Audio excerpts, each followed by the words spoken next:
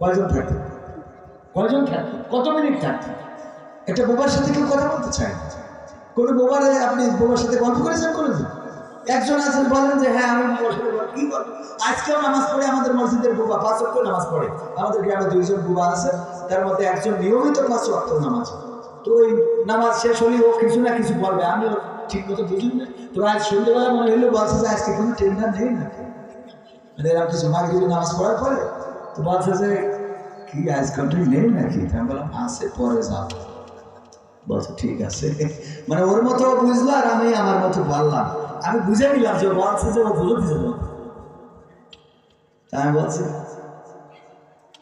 ঠিক আছে, বিষয়টা বুঝতে পারিছে। মানে ও মনের ভাবটা প্রকাশ করলো যে প্রতিদিন তো কুপান্তে বেড়াও, আজকে নেই না।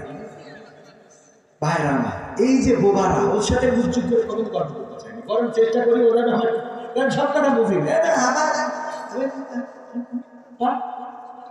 ওরে ভাই তুই বকিস না, দিন কি বলছিস বুঝছি আমি।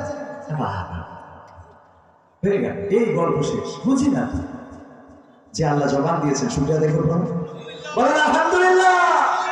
শুধু তাই না, এরপরেও আছে প্যারালাইজড হয়ে যদি এক সাইড পড়ে যেত, এখানে আসতে পারতাম, লাঠি ধরতে উঠতে পারতাম না। হঠাৎ প্যারালাইজড হয়েছে, কালকে যে বললো মনিরামপুরের দোকানের শাটার খুললি, তোর শাটার খুলি বলবো সেনা 16 বছর পরে ক্ষমতা পাইছি।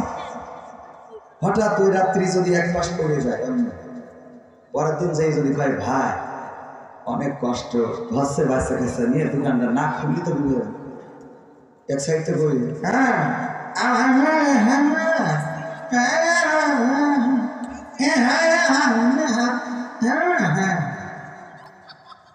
কাল তো ধমক দিলাম, আমার তো তেজ মারা সারা দোকান খুলবে। আমি তো অভিনেতা, অভিনয় করে দেখি, এইগুলোই বাস্তবতা। আজকে ধমক দিয়েছেন, আজকে এখানে বকবক করতেছি, কালকে যদি আল্লাহ না করুন এক সাইড হয়ে যায়, এক সাইড। হ্যাঁ, যদি মাহফিলে নিয়েও যায় যে হুজুর আপনি না আসলে মান সম্মান থাকবে না, আপনি গাড়িতে শেয়ার গাড়ি হয় না,